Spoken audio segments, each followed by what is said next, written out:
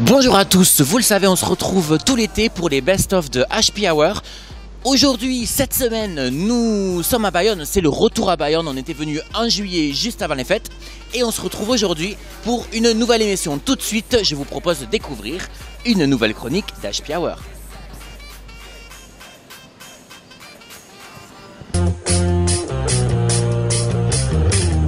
Et on commence tout de suite donc avec toi, donc, puisque je te sens très en forme. Donc c'est bien, ouais, on change un peu, on va parler musique, tu me disais, et d'un groupe toulousain. Un groupe toulousain, et j'ai décidé... Toulousain J'ai décidé de commencer par lui parce que le bassiste du groupe vient de par ici, vu qu'il a fait ses études, enfin il était au lycée à Vic-en-Bigorre. D'accord, effectivement on ne peut pas faire plus d'ici. Donc c'est un groupe qui s'appelle Saint-Pétersbourg et il a été formé vers fin 2013. Il est composé de 3 membres. Donc il y a Gatien à la basse, qui est de par ici. Il y a Nicolas qui est au chant et à la guitare et Louis à la batterie.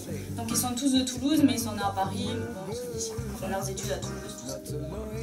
Donc ils se sont regroupés fin 2013. D'abord Gatien a rencontré Nicolas et ils ont commencé à jammer dans la rue avec des potes et ils ont trouvé ça, c'était pour s'amuser.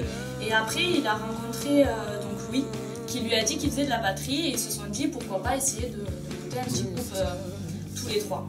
Donc, Je t'arrête, pardon, parce que ce que vous entendez en bande son derrière Elodie, c'est une des chansons du groupe. C'est ça. C'est ça. Donc ils ont commencé à chanter dans des studios à partir de août 2013. Et donc je leur ai demandé comment ils définissaient un peu leur musique, même si c'est difficile de demander ça au groupe en lui-même. Donc ils m'ont dit que c'était un mélange de rock des années 90, mélangé avec une pointe de blues et un peu de funk aussi. Donc pour eux, la musique c'est partie intégrante de leur vie et ils ne se voyaient pas faire autre chose. Voilà. Même s'ils ne s'étaient pas rencontrés, ils auraient continué. Mais c'est vrai que quand ils ont commencé à se parler, ils ont remarqué qu'ils étaient complémentaires et ça se sent dans leur musique. Franchement, elles sont super bien. Donc ils vont commencer, normalement ils ont commencé leur enregistrement de leur premier album, donc il ne va pas tarder à sortir. Dans le cours de l'année on vous tiendra au courant, ouais. Mais je crois qu'en attendant il y a une démo. Oui, alors on peut les retrouver donc, sur leur page Facebook, donc on vous mettra les liens. Et il y a leur démo aussi sur internet, sur leur page. D'accord, donc outre la chanson qu'on entend, il y a une chanson moi que j'aime beaucoup et qui s'appelle Silverbird. Voilà, c'était un clin d'œil pour Claire, mais cette chanson est super jolie, effectivement, c'est plus blues, elle est moins, peut-être plus acoustique que les autres, moins rock, enfin plus planante, elle est vraiment bien, donc du coup voilà, je vous invite à aller la découvrir. Et si vous voulez les écouter en concert, ils passent quelquefois à Toulouse dans des bars musique, donc, ils mettent les dates sur Facebook. D'accord.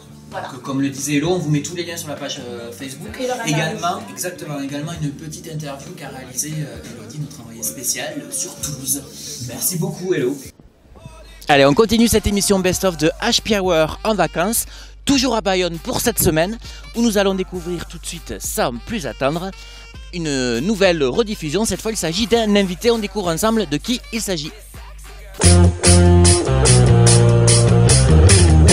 Allez, on reçoit aujourd'hui donc 2 invités, je le disais en début d'émission, Karine et Karine, de l'association Carnaval. Alors, elles vont déjà nous expliquer pourquoi ce nom. Moi, je le pourquoi ce nom, association Carnaval, et puis ensuite l'objet de cet assaut.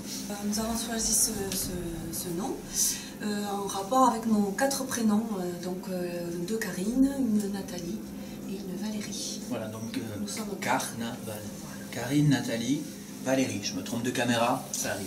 Alors de quoi s'agit-il en fait comme asso et où est-elle basée? Alors nous sommes une association de 4 assistantes maternelles et nous sommes à La Louère.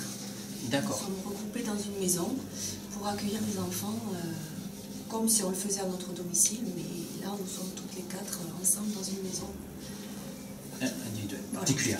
Dans le cas d'assistante maternelle, pour les gens qui nous regardent et qui ne savent pas forcément, on parle de quelle tranche d'âge en fait?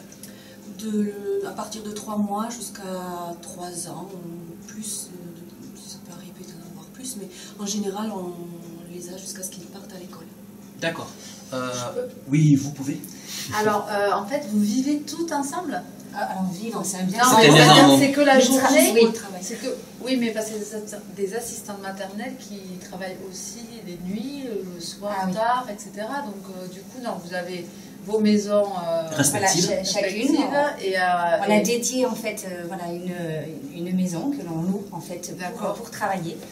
Et nous travaillons toutes les 4 dans cette maison ensemble, effectivement, du lundi au vendredi. Nous n'ouvrons pas, donc ça s'appelle une MAM, une maison d'assistants maternels. Et nous n'ouvrons pas le samedi ni les nuits. C'est un choix que nous avons fait. Voilà, nous aurions pu effectivement voilà, faire d'autres choix. Mais, voilà. Et donc les horaires, ça commence à quelle heure, ça finit à quelle heure? On ouvre à 7h30 le matin. En ce moment, les premiers enfants que l'on reçoit arrivent à 7h30 et les derniers partent vers 19h30. D'accord. Donc ça fait quand même des bonnes grosses journées. Vous relayez l'avantage d'être plusieurs et donc de vous être réunis, c'est que vous pouvez vous relayer. Oui. Ouais. Il y a plusieurs avantages en fait. Hein. Le premier, effectivement, va en direction des enfants, puisqu'il s'agit de créer une petite collectivité en fait. Il y a un petit groupe qui se crée qui est plus important que ce qu'on aurait pu faire à la maison, puisqu'on était déjà 4 assistantes maternelles à travailler à nos domiciles. Et en se regroupant, mais du coup, on crée un groupe un petit peu plus important. Donc aujourd'hui, on a 15 enfants, on accueille à la MAM. D'accord. Sachant qu'on est obligé d'être présente à la MAM à partir du moment où le nombre d'enfants correspond à nos agréments. Donc s'il y a 4 enfants, on peut être toute seule. À partir du moment où il y en a un 5e, il faut qu'une deuxième assistante maternelle arrive et ainsi de suite. Ce qui fait que bien sûr, quand il y en a 15, nous sommes là toutes les 4. En fait, nous sommes là déjà toutes les 4 à partir du moment où il y en a 9 ou 10 en ce moment. À 8h30 tous les matins, on est toutes les 4 jusqu'à 18h le soir. Il n'y a que la petite tranche du matin tôt ou celle du soir tard où on se relaie à 2. En fait. D'accord, oui, puisque les enfants arrivent de manière échelonnée, j'imagine, le matin et le soir. Au niveau des contrats, du coup, il y a des contrats qui sont faits avec une personne, mais les enfants peuvent être gardés par une autre, du coup. Oui, il y a c'est ce qu'on appelle la délégation d'accueil en fait. On a le droit de s'occuper, voilà, dans le contrat qu'on passe avec les parents au départ, il faut que les parents acceptent cette délégation d'accueil qui permet d'accueillir un enfant qui n'est pas forcément celui qu'on a en contrat, mais voilà. Donc vous rencontrez tous les parents, en fait, voilà, toutes les 4 de tous les ans. D'accord. Ah, ça c'est chouette. Et pour expliquer à nos téléspectateurs, pardon, quelle est la différence entre vous et une crèche, par exemple? Alors on reste assistante maternelle. Donc on a une approche qui déjà va être effectivement celle de l'assistante maternelle comme on travaillait à la maison. En fait, on a juste amené nos techniques de travail à la MAM, mais on reste voilà, sur une proximité en fait, de travail avec la famille, voilà, dans un contact effectivement parents, enfants et assistante maternelle qui va créer un lien qui va effectivement permettre à l'enfant d'être entouré, on va dire, d'adultes qui vont s'entendre pour voir ce qu'on peut faire au mieux effectivement dans son développement. Alors, il peut y avoir effectivement un petit peu un amalgame avec une crèche parce que le nombre d'enfants effectivement crée ce petit groupe qui pourrait, voilà. Oui. Mais en réalité, bon, vous l'avez compris tout à l'heure, on en parlait, en termes de nombre d'enfants accueillis pour une professionnelle, on sera toujours limité à 4 maximum, ce qui n'est pas exactement le cas d'une crèche. C'est peut-être plus familial aussi parce qu'une crèche c'est un peu, c'est déjà un peu la pré-école, quoi. Il y a des choses qu'on fait effectivement avec les familles, on prend des décisions ensemble par rapport à des choix qu'on va faire de sortie ou d'activité. Il y a et puis on reste aussi très autonome nous 4. Alors l'intérêt c'est effectivement de bien s'entendre quand on fait quand on part dans une aventure pareille, parce que vous l'avez compris, on travaille quand même effectivement globalement 50 heures par semaine ensemble dans la semaine. Et donc, oui, il vaut mieux bien s'entendre. Il faut mieux bien s'entendre. Parce que nous déjà 2 heures, on en peut Et il vaut bien avoir la même approche aussi du métier. Et à partir de là, effectivement, ça permet de travailler avec les parents sur des choix aussi qui pourraient les intéresser ou pas par rapport à des activités qu'on peut proposer ou par rapport à... Oui, donc les parents sont associés vraiment au choix des activités proposées. 2 fois dans l'année, on fait des petites réunions où on explique voilà, les choses qu'on leur propose pour l'année suivante. Là, ils ont pris, par exemple, une décision qui nous a bien aidés pour cette année, c'est-à-dire qu'on est parti en formation professionnelle. 2 d'entre nous, donc Karine et Nathalie, qui n'est pas là aujourd'hui, partent une fois par mois mois sur Nîmes, dans un institut qui s'appelle l'Institut de la Petite Enfance de Boris Cyrulnik. Et donc les parents nous ont aidés dans cette démarche puisqu'il a fallu que toutes les familles acceptent le fait qu'il y ait 2 assistantes maternelles qui seraient absentes une fois par mois à la MAM. Voilà, donc il y a effectivement des petites choses comme ça qui sont permises par le fait de travailler ensemble et d'avoir un projet commun. D'accord. J'en reviens à l'appellation la MAM. Quelle est la différence ou le point commun avec ce dont les gens ont peut-être plus facilement entendu parler avec le RAM, le relais d'assistance maternelle? Est-ce que c'est juste sur la durée où en fait la MAM c'est tout le temps et le relais qui est plus ponctuel, ou est-ce que c'est ça la différence? Le relais d'assistante maternelle, en fait, ça permet aux assistantes maternelles qui sont chez elles de pouvoir rencontrer d'autres professionnels comme elles, mais il s'agit d'y aller... oui, de manière ponctuelle. Voilà, c'est un outil. Pas les enfants. Voilà, un outil. Une fois l'activité au relais terminée, elle rentre chez elle. Alors nous côtoyons le RAM. Voilà. D'accord. Donc vous y allez toutes les 4, vous relayez aussi pareil? Oui, on partage. Ouais, d'accord. Et alors au niveau aussi réglementation, est-ce que vous êtes soumis par exemple à la PMI? Voilà, j'imagine. Donc il faut peut-être expliquer aux gens ce qu'est la PMI et ce qui vous incombe en fait. Bien sûr. Donc déjà c'est une loi effectivement de juin 2010 qui a créé les maisons d'assistants maternels, donc c'est assez récent. Aujourd'hui il y a 2 MAM dans le département, il y en a une à Tillous et la nôtre sur la Loubergue. Donc tout ça est bien sûr géré par la PMI, donc la protection maternelle infantile, qui est un service du Conseil général. Et le Conseil général en fait nous donne nos agréments. C'est eux qui décident effectivement si une assistante maternelle va être compétente ou non pour accueillir des enfants, et si oui, quelle sera sa capacité d'accueil. Donc les places peuvent varier de 1 à 4 enfants en accueil. C'est en fonction de la capacité d'accueil de l'assistante maternelle et du local. Voilà, c'est un ensemble de choses, de son expérience, mais le local joue aussi, bien sûr. Donc quand on est arrivé en MAM, quand on a créé notre MAM, bien sûr, on a travaillé avec le Conseil général, la PMI, et on a dû revoir notre agrément pour être agréé à nouveau dans ce nouveau local. Voilà, il a fallu effectivement mettre une procédure en place un peu particulière. Et depuis, on travaille avec la PMI de façon régulière. Donc, on a eu une extension il n'y a pas très longtemps pour Valérie, qui a eu une 3e place en accueil, parce qu'elle n'en avait que 2 quand on est arrivé en MAM. Et on voit la PMI de façon, maintenant, tous les trimestres à peu près, on a des réunions de travail effectivement, et on est en train de mettre en place avec Madame Fabre au niveau du Conseil général de la PMI, nous a proposé de mettre en place un accompagnement technique. Donc on va effectivement avoir des réunions techniques dorénavant, à peu près une fois tous les 3 mois aussi, pour travailler sur l'accueil en petite enfance, et particulièrement en MAM. Voilà, sur le département. D'accord.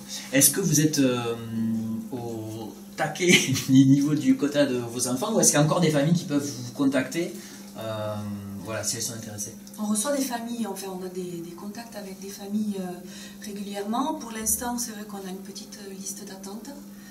Donc dès qu'il y a un enfant qui est susceptible de partir à l'école ou un déménagement non prévu, on a toujours la possibilité de les contacter pour leur dire qu'il y a une place qui se libère pour eux.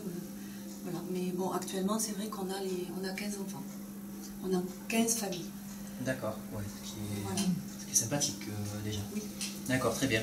Et bien écoutez, on va vous remercier d'être venu nous voir et d'avoir permis de faire connaissance avec vous.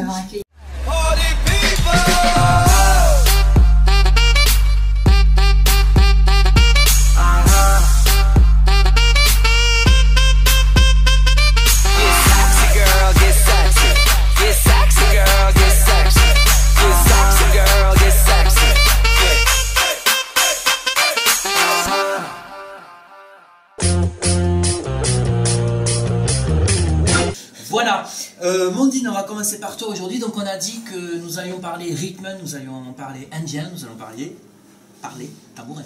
Tabouret. Voilà. Moi, Mondine, grand chef chaman de la plaine de Bigorre, j'ai invoqué les esprits de l'emballage et l'œil perçant du grand aigle tonnerre m'a guidé tout droit dans le fond de ma poubelle pour vous confectionner un tambouret.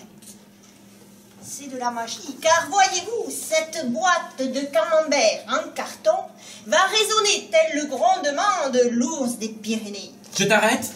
La boîte en carton, on la met dans quelle poubelle? recyclage, le bar jaune. C'était un clin d'œil pour une de nos auditrices, tu te rappelles? Oui. Spectatrice, je ne sais pas comment on dit. Iris a un peu peur, je le vois dans ses yeux, mais Mandine est dans son état normal, ne t'inquiète pas. Tout va bien. Tout va bien.